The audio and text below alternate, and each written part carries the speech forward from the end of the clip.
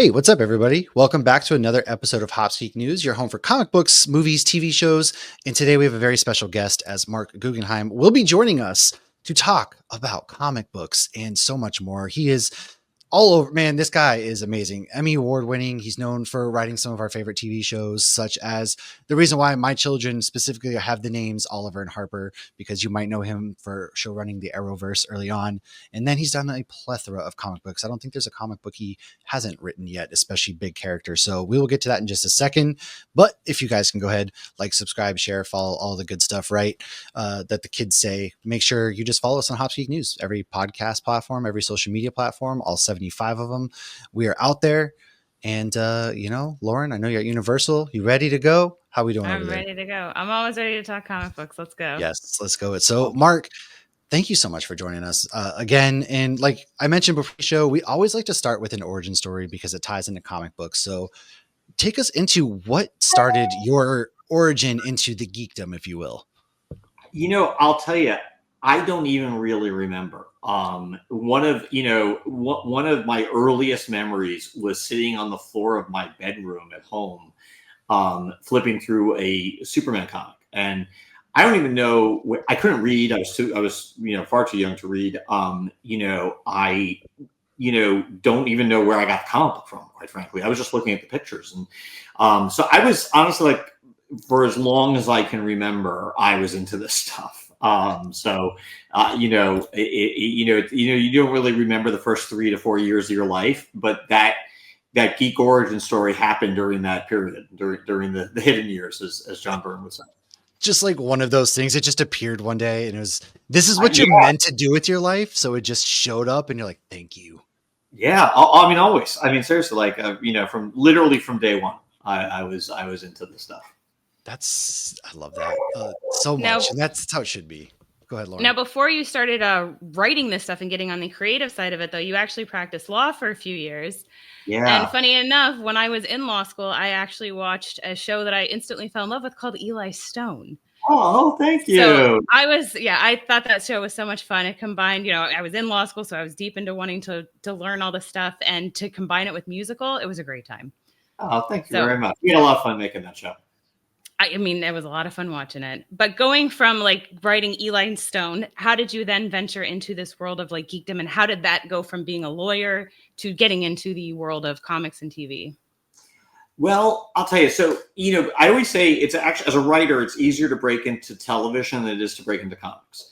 With TV, you've got agents and managers. And back when I was breaking in, there was something called TV staffing season. So there were all these on-ramps, for television. There's none of those things for comic books.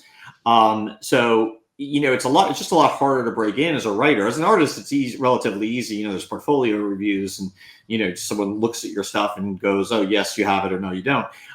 With writing, no one's going to sit and read a script of yours. So I kind of like, it was actually my television writing that broke me into comics, because I sort of like to say I broke into comic books twice, or I had to break into comic books twice. My first comic book gig was a 2-issue stint on Aquaman. I did like an inventory 2-parter for Peter Tomasi back when he was an editor at DC. And it so set the world on fire that absolutely nothing happened. The phone did not ring. I did not get any incoming emails. There was nothing. It was as if those 2 issues came out and just disappeared into the ether. And it wasn't until like about a year later, and by this point, like, Kevin Smith was writing Daredevil for Marvel, and Joe Straczynski was writing Rising Stars for Image, and sort of like the idea of Hollywood screenwriters working in comics was becoming a thing. And I was just coming off of a 3-year job on Law and Order, which at the time was like a really, really good credit. And that got the attention of folks at Marvel. And I wrote, a Punisher story for Axel Alonso, and he liked it enough to give me the assignment of writing the Civil War tie-in for Wolverine. And that is really what put me on the map. And that's when the phone started ringing. But it was sort of a circuitous route into comics. That's so interesting. So Marvel picked you up from Law and Order. Yeah. That is a very interesting connection. Yeah. And was cool. And did they just get lucky having the fact that you just happened to have grown up in comics? Well, I think, I think it was more like me coming to them than them coming to me necessarily. But the funny thing is, like, I had interned at Marvel back when I was in college. Wow. So yeah, so I had like, it's funny. Like, I sort of joke that the first 5 or so years of my television career, maybe like 8 or so years, was just character shows and law shows and procedurals. And I was writing on comic books at the time on the side, and those two worlds were never colliding for me. And it was after Eli Stone got canceled that I was like, okay, I'm going to really make it my sort of mission to sort of combine those two things and start going after television gigs that were more genre centric. And that led to Flash Forward, and it led to No Ordinary Family, and then ultimately Arrow and Legends of Tomorrow. Oh yeah. So I could argue I overcorrected. Yeah, that was it was for there was like a 3 to 5 year period where I really had these two different sides of my writing life. One that was very geek centric, and the other that was very, very not. And that was interesting. Well, I feel like almost at that point, it feels like that's the perfect blending balance of both worlds, because how many times do we see in our superhero worlds, we have to pretend to be, that normal by day, but at night you're moonlighting, beating up bad guys on the streets and things like that. Now, Lauren, for example, she's practiced law and gone through law school. She always loves pointing out the flaws, especially in comic book stories about law. Was that something for you at first? You were like, as a former lawyer writing a law, or was it like, what the heck is going on here as you wrote through stories, or finding ways around that? Or was it just didn't even cross your mind? I'll be honest, I'm the easiest audience member around. If I'm entertained, I'm entertained. And I will, and I will just, I'll put up with just about anything if I'm being entertained. And I'm the first person to suspend disbelief. I'm an easy, no pun intended, I'm an easy mark. Listen, I'm with you. I love the Fast and Furious franchise, for example, so unapologetically. And I love B-rated horror for that reason alone. I love this stuff because it's an escape from reality. Yeah, I mean, every now and again, am I, aware that, that would never happen in real life, from a legal perspective? Sure, but it doesn't take me out of it, and I always sort of say, it's funny, in Hollywood, you get a lot of logic notes. They love giving, there's no note that they love giving more than a logic note. And my sort of point is that if the audience is emotionally engaged, they're not thinking about the plot holes. And if they are thinking about the plot holes, then you have much bigger problems, because that means they're not emotionally engaged. Right. I'm talking about the audience writ large. Obviously, there's people on the internet who only watch things for very specific things. Right. Yeah. Oh yeah. But they're not the target audience for either myself or anyone else. No, Right, that makes absolutely. perfect sense. Yeah. And again, this is all entertainment stuff. And like you said, a lot of these things in the mid 2000s, they kind of rolled in and led to Arrow and Flash. So what was that process like for you going, you went Law and Order, then you got picked up by Marvel, and now next, you're kind of show running two shows that really the whole universe for CW that really kind of changed the landscape for superheroes in general. Well, it happened. It was very sort of modest beginnings, and certainly modest goals. Basically, after I left Law and Order, I went to a show called Jack and Bobby, which was actually co-created by Brad Meltzer, who wrote Identity. And Brad had co-created the show with, among other people, Greg Berlanti. And Greg and I really hit it off, and we were actually doing the Eli Stone pilot. And that was the same year. This is maybe more information than really you asked for. That same year, we were competing against Brian Fuller's pilot, Pushing Daisies, and even though our show were very different, they were both considered magical realism. So we were always being compared with Pushing Daisies, and not compared favorably. The network made it very, very clear to us that we were the ugly redhead stepchild. And Greg and I we were actually flying back from a casting session in New York, he turns to me and he's like, basically, screw ABC. We're never going to get the love from them that we're looking for. My brain is working on other things, and the thing it was working on was he had an idea for doing a Green Lantern movie at Warner Brothers. He's like, my friend Don DeLine controls the rights. I've got a take. I'd like to write it with you and Michael Green. Michael Green and Greg and I all worked together on Jack and Bobby, we did Green Lantern, and it of course was phenomenally successful and got like 1 million Academy Award nominations. And no, wait, none of that happened. I'm trying to remember. It completely tanked and totally bombed. It was a complete embarrassment.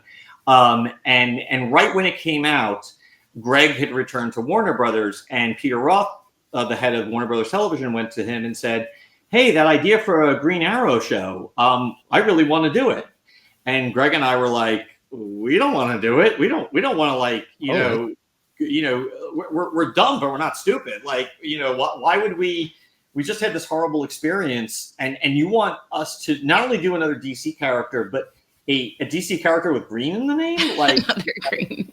Well, you're messing with me at this point. Like, you're testing us, right? And how are you going to market this from the people who brought you Green Lantern? Like, we're just going to call it Arrow instead of Green Arrow. Well, it's funny. The Lantern show on HBO, that they're going to be releasing. Yeah. It kind of makes me laugh. I'm like, oh yeah, we were the first people to drop green from the title. That's not an original idea. But Peter is dogged and very persuasive, and sort of convinced Greg and I to do this, and sort of, we ended up, doing Arrow, and the goal wasn't to create a universe or anything. It was just to make a show that didn't suck, and try to, exercise a lot of the demons that we had from the Green Lantern experience, which, really was a situation where fundamentally we the movie really got taken away from us. Originally Greg was going to direct it. They brought in another writer to rewrite us.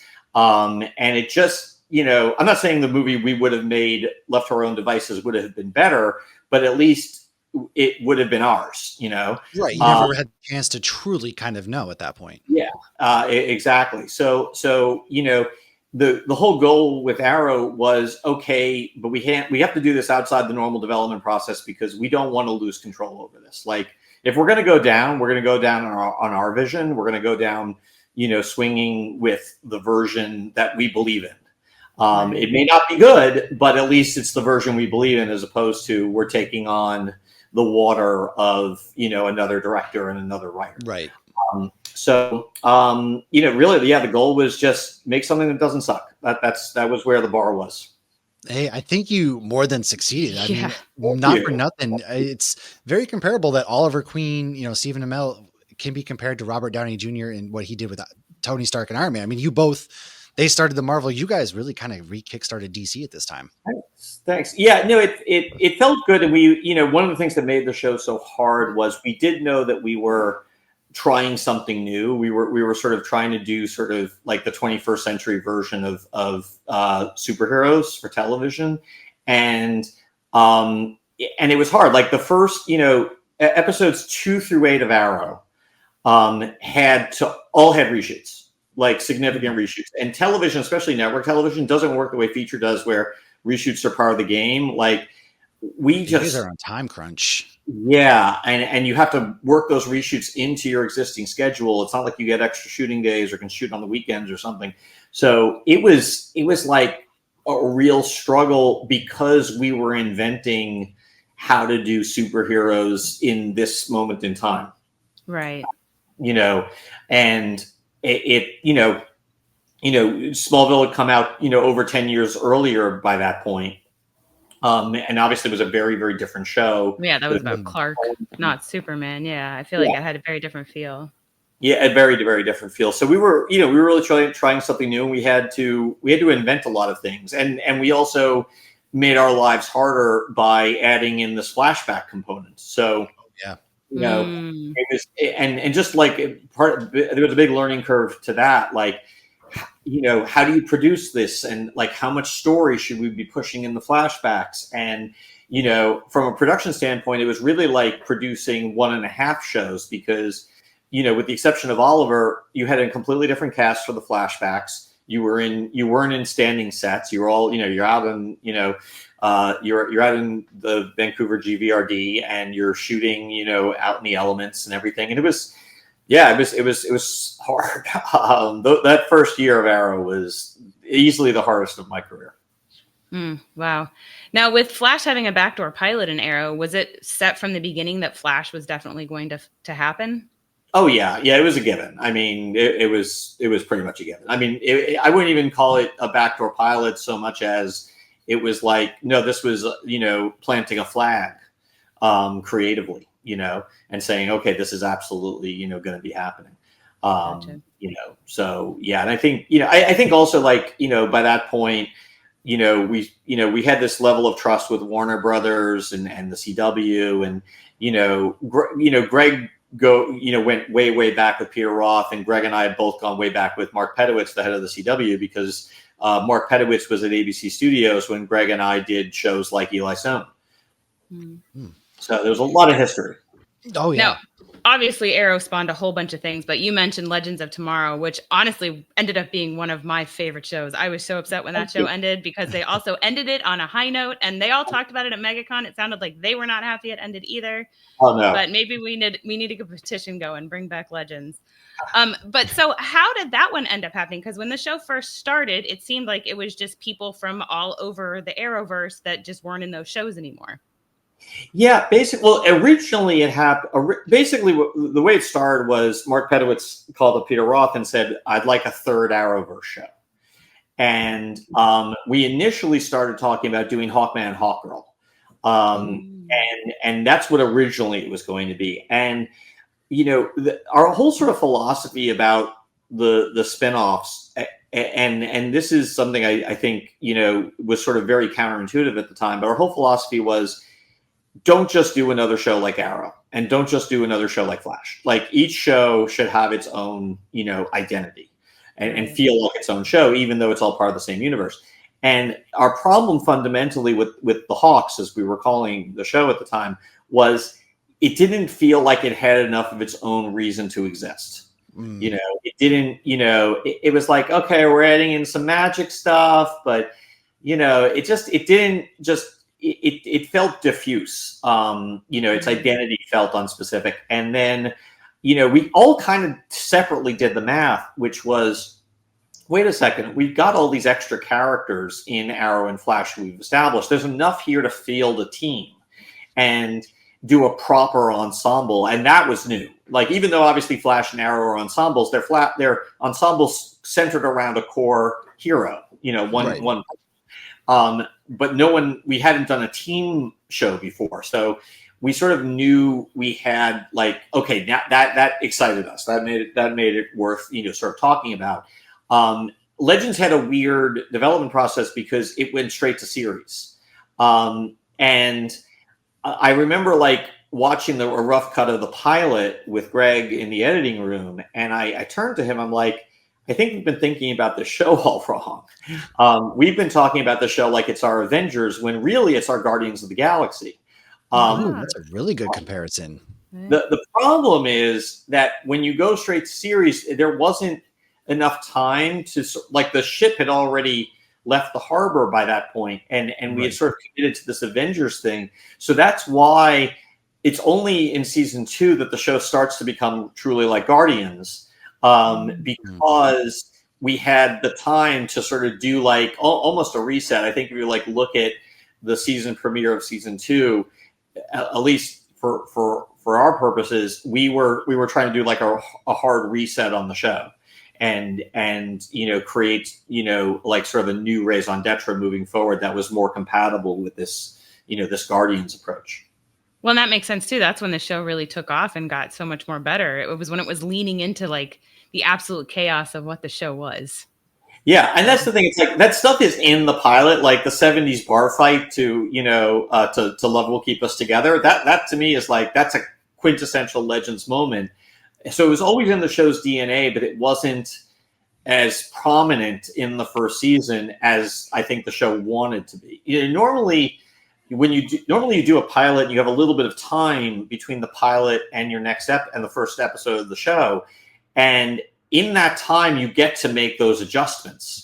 We didn't have that time. We had to wait for the gap in between seasons in order to make that. So going straight to series, that's what that means. You're just going straight from the pilot and keep going. Gotcha. Yeah. Okay. Yeah. We rolled straight in from 101 and 102 straight into 103. No break. It seems, although like some things were stacked against you, I mean, you guys rolled with the punches and were able to do it very well. And you talk about the stark difference between having a lot more freedom, say with the CW verse versus Green Lantern. Were there still any storylines or any characters that they were like, no, back off from that, despite having a lot more freedom? Oh yeah. I mean, I would say like, it was always a conversation with DC about, which characters from the DC canon can we use? It was always sort of like this little bit of a dance, and part of the dance related to, okay, what was going on at any given moment in time vis-a-vis the features.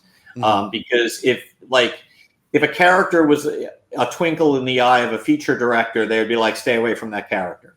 But there were plenty of times where they were like, well, we'd love for you to use these characters. And, I always sort of viewed it as the glass is half full. Like, when we started Arrow, I just thought like the Deathstroke, mask. It was amazing. Like, the Easter egg. I never thought, I knew my wildest imaginings, I thought we'd be able to do Slade Wilson.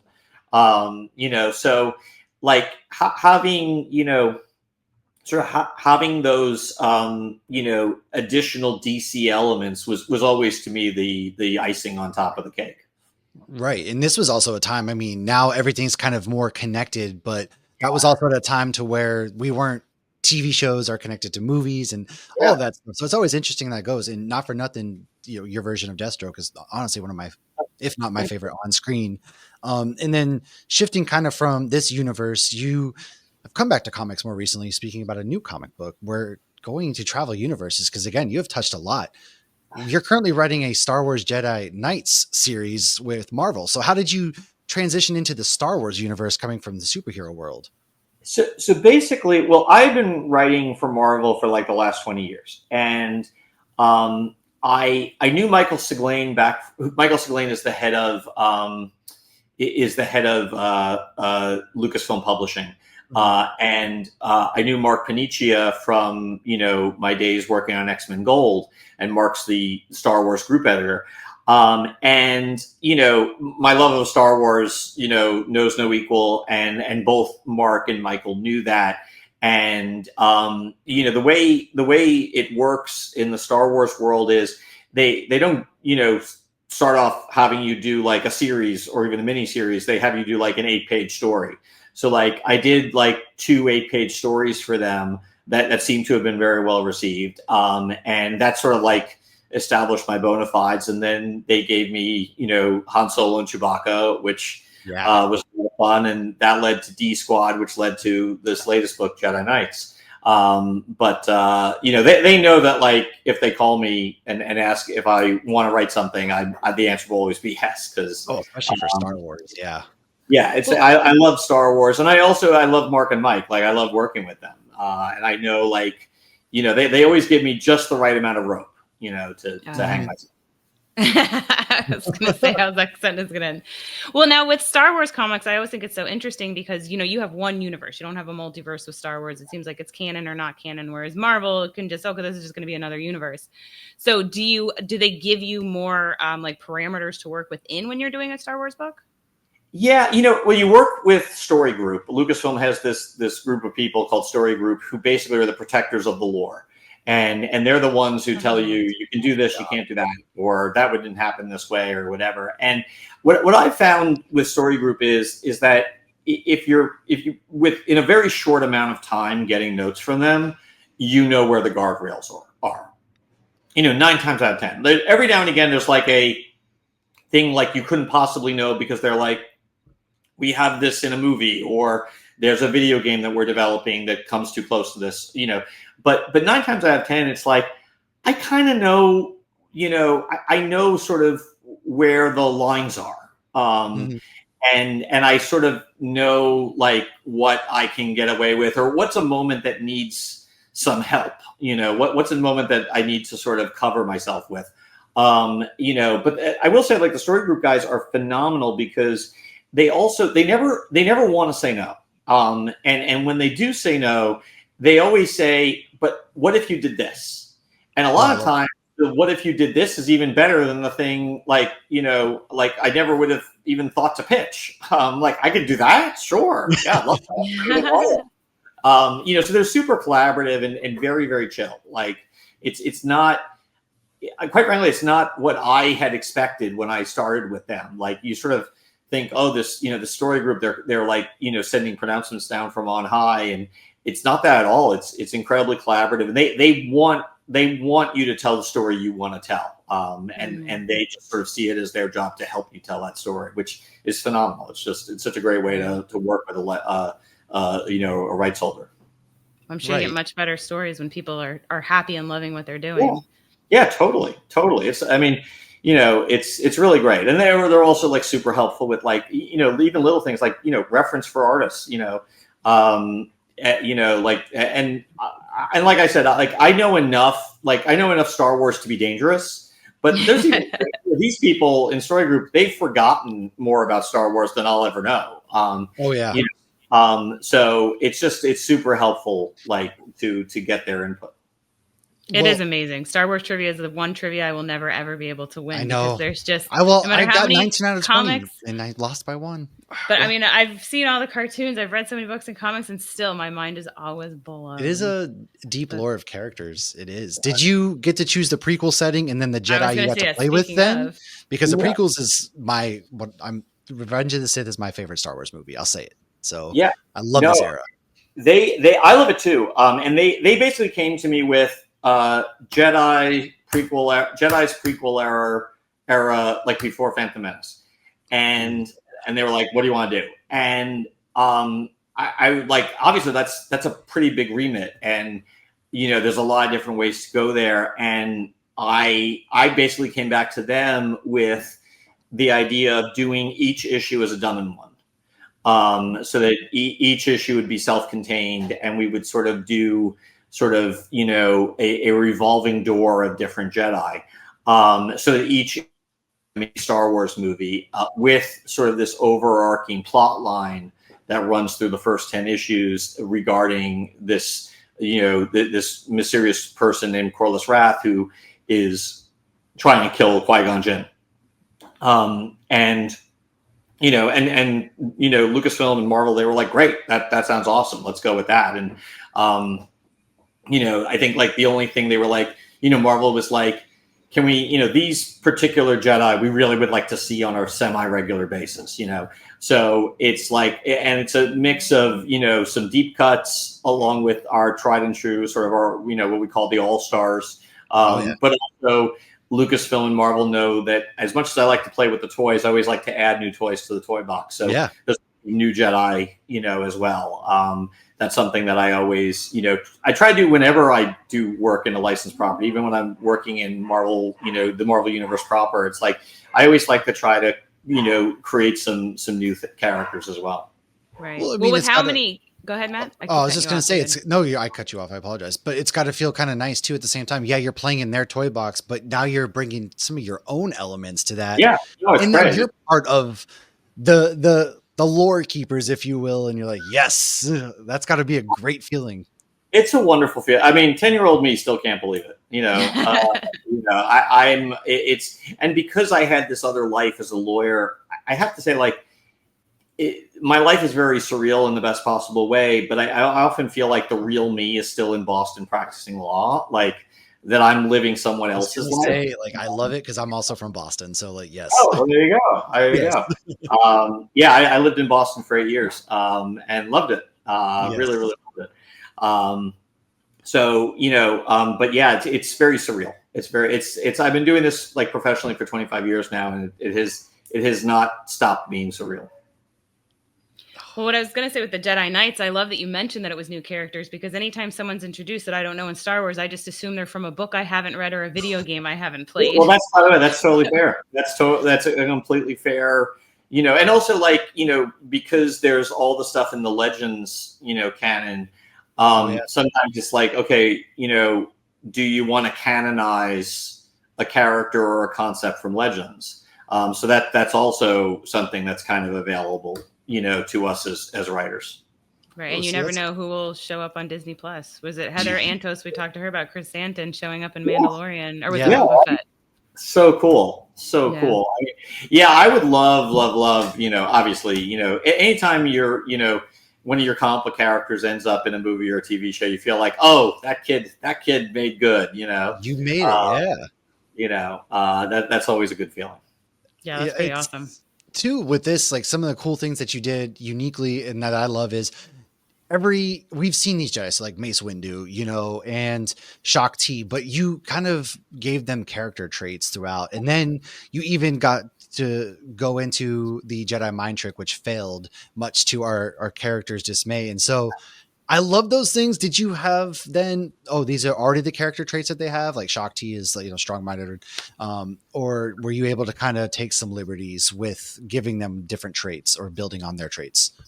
I try really hard with the established Jedi. I tried really, really hard to just sort of be true to their prior characterizations. It's very important to me, like, to get their quote unquote voices down. And, I've got like a certain amount of leeway, depending on the nature of the story, to deviate from that. But I try really, really hard to like, follow what's come before, and honor sort of, in the case of like actors or voice actors, honor those performances and honor the way, people, talk and act and stuff.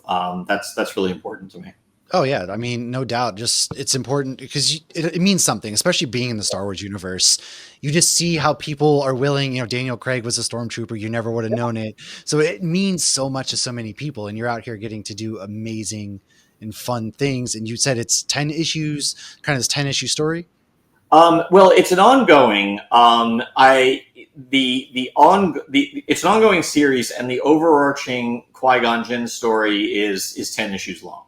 I love Qui-Gon. Or runs through the 10 issues. And not in every single issue, but like, I'm actually writing issue 10 right now, and issue 10 is the issue that sort of concludes that mystery. And then issue 11 will set up another sort of, through line arc that will. That makes me happy, because I was like, no, we're ending after 10. I'm hooked after issue 1. Like, issue 1 was big worry. It's like, no, we can't end after 10. I'm gluttonous. I need more. I want more. Yeah. And anyone who is into Star Wars who hasn't picked it up yet, Star Wars Jedi Knights, go get that. It's just early on, so you don't have to feel overwhelmed. Get it now. Tomorrow's new comic book day each week. So.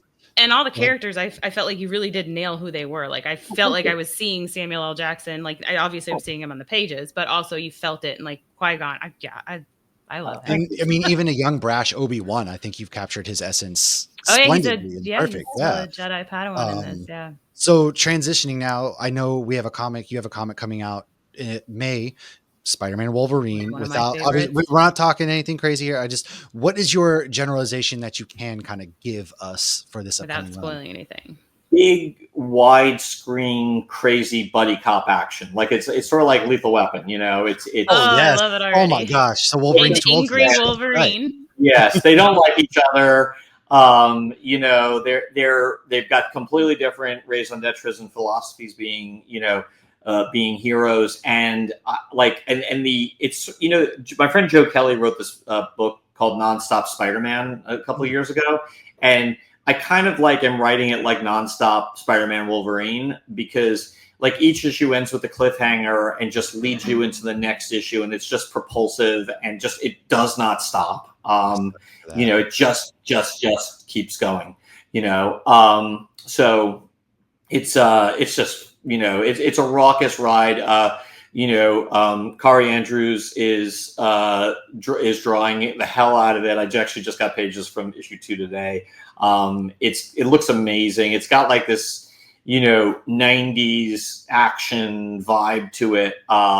It's a blast. It's a blast, and we're gonna do some stuff. And like, there's stuff in the first issue that's kind of, it's gonna make you stand, it's going to make you, stand up and take notice. And I'm trying to do it as sort of continuity agnostic as possible. Like, but I am like sort of referencing stuff from like, Spidey and Wolverine's past, but all in a way that it is like, you don't have to do any homework. I'm providing you with all the information in the body of the book.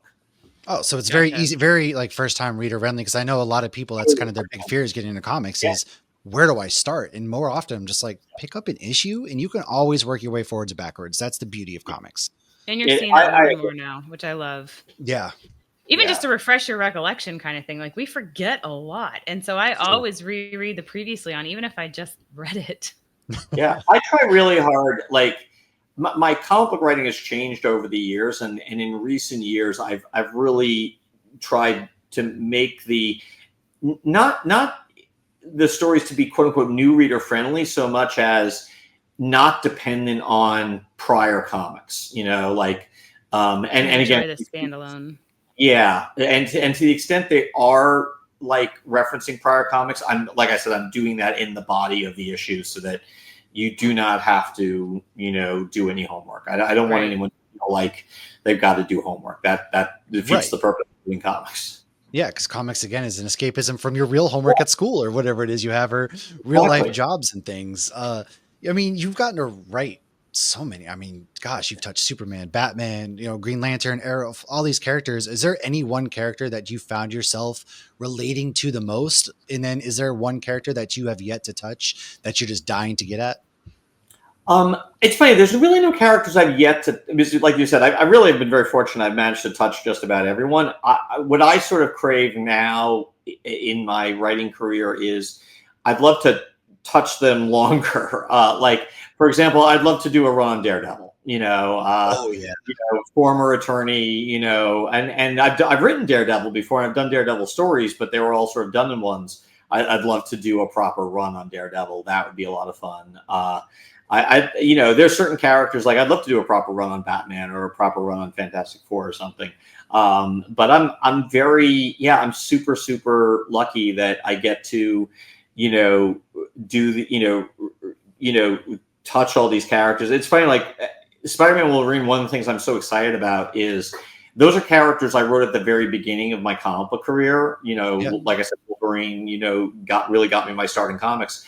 And Spider-Man was one of the very first things I wrote. And I've learned so much in the last 20 years that I've improved as a writer. And so being able to revisit Spider-Man and Wolverine from the vantage of knowing all the stuff I know now, in terms of how to write comics and what to do with the characters is very, very nice. It's like, it's like coming home again, but with a lot more knowledge and wisdom.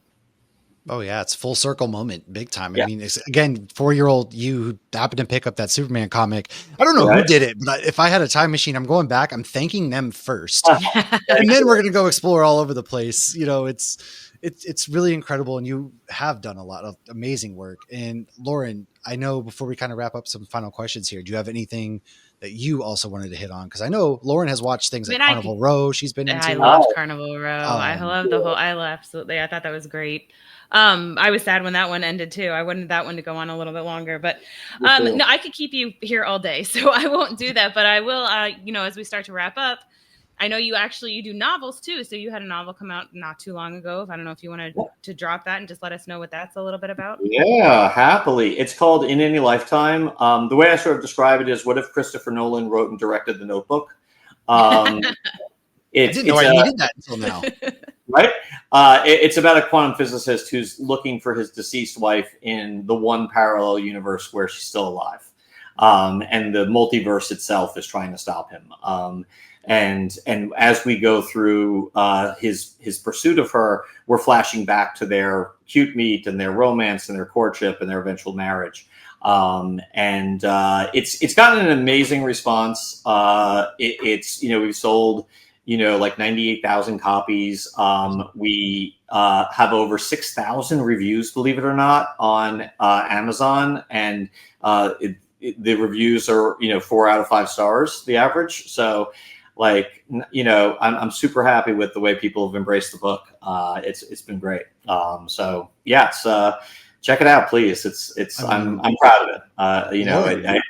It's my second novel, and I can't say that about the first. So you're getting the straight dope. We have a book club over at Nerd Initiative. Lauren just fired up because we do a bunch of comic book reviews, and I head up the film and TV section over there. But Lauren just kicked off a book club, so this is a perfect opportunity to. That might have to be one of them. I'm just doing one book a month that I'm reviewing. I just finished the book Ahsoka from E.K. Johnston, which was fantastic. I had no idea the stuff that was going to come out of there because that was great. I still haven't written my review. I got to do that this week. But yeah, that might just have to be one of our books, one of them, 1 month. But because I just read so many comic books, and I also love reading books. So I'm like, if I do this, and I'm forcing myself to read at least one book that doesn't have pictures a month. There you go. I get you. But yes, I will definitely add that to the list. But yeah, we actually saw you at MegaCon. So do you have any more upcoming cons? I do. I'm going to be in Des Moines, and I'm going to be in St. Louis. I'm also going to be at Star Wars Celebration in Japan. I'm so jealous. Yeah. So the best way to sort of track me down or figure out where I'm going to be is I publish a weekly newsletter on Substack called Legal Dispatch that at the end of every newsletter I always include in the section I call coming attractions, both books that are coming out, but also where conventions I'll be at. So you can check that on out. Definitely the easiest way because you are busy. You are everywhere doing the nerdy Lord's work, and we sincerely appreciate it.